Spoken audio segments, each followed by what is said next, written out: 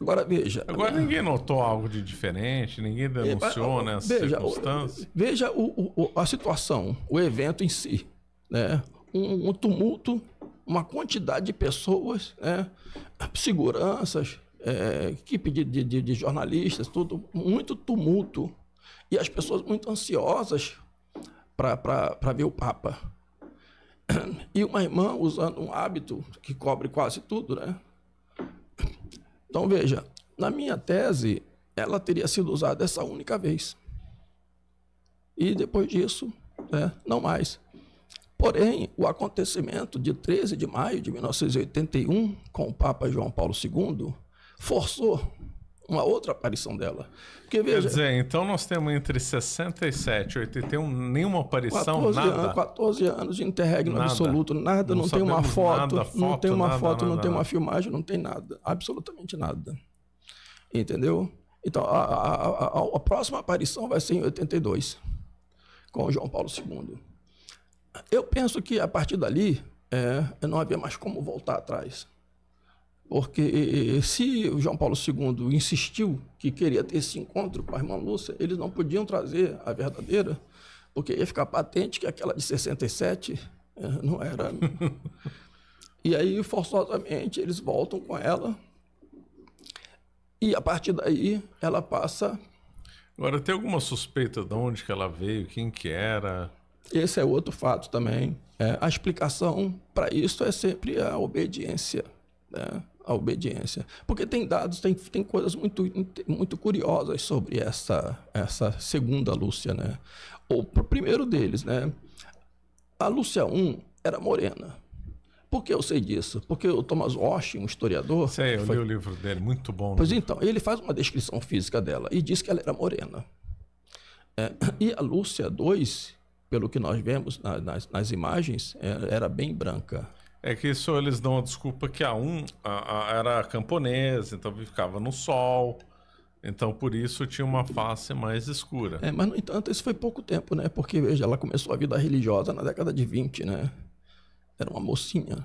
Realmente vira uma desculpa esfarrapada. Né? E depois, nós apuramos também que a Lúcia I era canhota. Por que eu sei disso? Existe uma imagem dela em 1946, quando ela vai ao Poço das Aparições para beber água. E ali ela usa a mão esquerda. E também a perícia grafotécnica atestou para mim que, de fato, o punho escritor dos manuscritos da irmã Lúcia era canhoto. E como eles sabem disso? Eles sabem disso porque, por exemplo, a letra T, o canhoto, quando ele faz o risco do T, ele faz da direita para a esquerda. E o destro é da esquerda para a direita. E eles sabem disso porque é onde fica a maior quantidade de tinta do repouso da mão. É bem inteligente isso. Só que é um dado que não pode ser considerado como um conclusivo, porque existem pessoas que são ambidestras, certo? Agora, a Lúcia II é evidentemente destra. Evidentemente, tem outras razões para testar que ela seria destra? Tudo que ela faz é com a mão direita. Acena com a mão direita, pega a bengala com a mão direita, bebe água com a mão direita, tudo com a mão direita. E há um filme dela muito interessante, quando ela vai votar, numa urna de votação, em que ela não sabe o próprio nome. Essa eu vi, essa filmagem também dá para ver fácil. Ela não sabe o nome dela. Isso é muito estranho mesmo.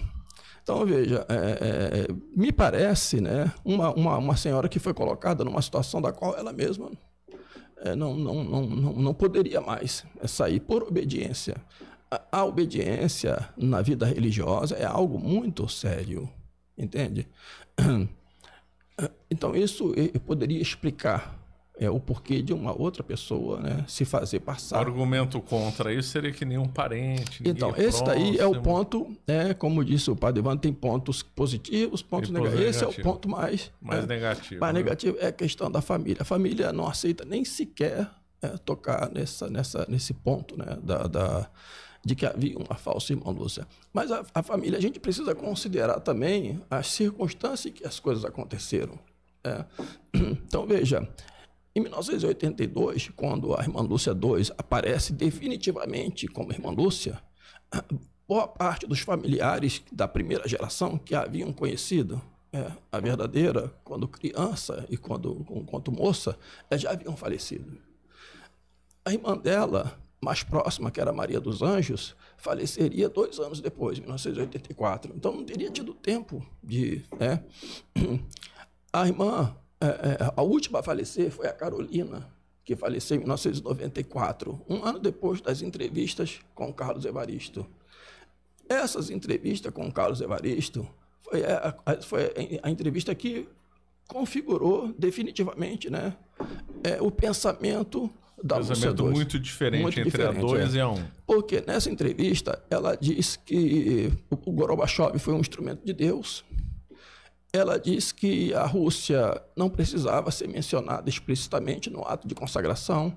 Ela diz que a consagração feita por João Paulo II em 1984 foi válida e foi aceita por Deus, e essa consagração evitou a Terceira Guerra Mundial. Ela diz que a consagração da Rússia e a conversão da Rússia não significava que a Rússia se tornaria, voltaria à fé católica, mas seria uma transformação de atitude política. Ou seja, deixaria de ser aquele comunismo ateu, porque, segundo a irmã Lúcia, a 2 dessa entrevista, o maior problema do mundo é o ateísmo. Por quê? Isso são palavras dela na entrevista, porque o ateísmo impede a liberdade religiosa, impede que as pessoas tenham o direito de escolher qual religião. Então, veja que para ela é melhor ter uma falsa religião do que não ter religião nenhuma. Isto está bem de acordo com o espírito do Concílio Vaticano II. O espírito de Assis e tudo, né? Ela chegou a dizer nessa entrevista, aliás, esse é o único desmentido dessa entrevista, o único que o Vaticano desmentiu, porque ela chegou a dizer que o atentado, né, feito pelo Aliag contra o Papa, isso depois o Carlos Evaristo conta, que ouviu dela, que o atentado foi mandado pelo Gorbachev. E Gorbachev se arrependeu disso, depois se ajoelhou aos pés de João Paulo II pedindo perdão. E aí o Joaquim Navarro Valls, que era o secretário de imprensa do Vaticano, desmentiu isso, falou, não, isso não aconteceu. Mas o restante da entrevista... E aí tinha um padre nessa entrevista. Essa entrevista foi feita para 2 cardeais da Índia, né? E tinha um padre brasileiro chamado Padre Pacheco. Isso tudo eu coloco no meu livro, porque eu li o livro do Carlos Evaristo, né, das 2 entrevistas com a irmã Lúcia, e o Pacheco, o padre Pacheco, está bastante desconfiado dela. E ele faz perguntas muito... e ele chega a perguntar para ela assim, mas por que a senhora não fala sobre o Concílio Vaticano II? Se tem problema com esse concílio, a gente está vendo essa confusão toda acontecendo com a igreja e tal. Aí ela olha para o Carlos Evaristo e fala assim, eu não entendo o que ele disse. Mas ele falava português, porque ele era brasileiro. Aí ela fala assim, mas o português dele não é português de Portugal. A desculpa dela, para dizer que não está entendendo, para não ter que responder as perguntas que são meio forçado, né? Vamos comentar um pouco dessa consagração do João Paulo II, que tem uma versão de que ele queria fazer a real consagração e foi forçado a não fazer. É verdade isso? Sim, esse é o que ele diz, né? Na realidade, a não consagração, veja bem que... nós temos aqui uma interpretação fatimista de que o problema é o comunismo. O João Paulo II tinha que lutar contra o comunismo, etc. Então, seria um motivo político. Mas veja que nessa situação aí, o Papa João Paulo II estava completamente decidido a eliminar o comunismo soviético, né, do leste europeu, varrer isso. Então, o fato dele não mencionar Rússia explicitamente nessa consagração foi por uma questão ecumênica. A questão é religiosa, a questão ecumênica. Ele não queria ofender, né, a liberdade religiosa, entende? E, então, ele não faz a menção à Rússia. Ele vai dizer que fez do coração dele, em pectores. Mas o fato é que ele não faz a menção à Rússia nessa consagração.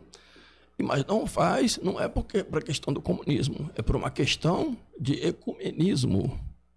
Questão de ecumenismo. E veja que todo o projeto do Terceiro Segredo, alinhado à luta anticomunista do João Paulo II, já estava desenhado desde o momento do atentado que ele sofreu, em 13 de maio, já estava desenhado e ia se confirmando, né? Vai gerar alguns problemas, porque, veja, quando ele faz essa consagração em 1984 da Rússia, que não menciona a Rússia, né?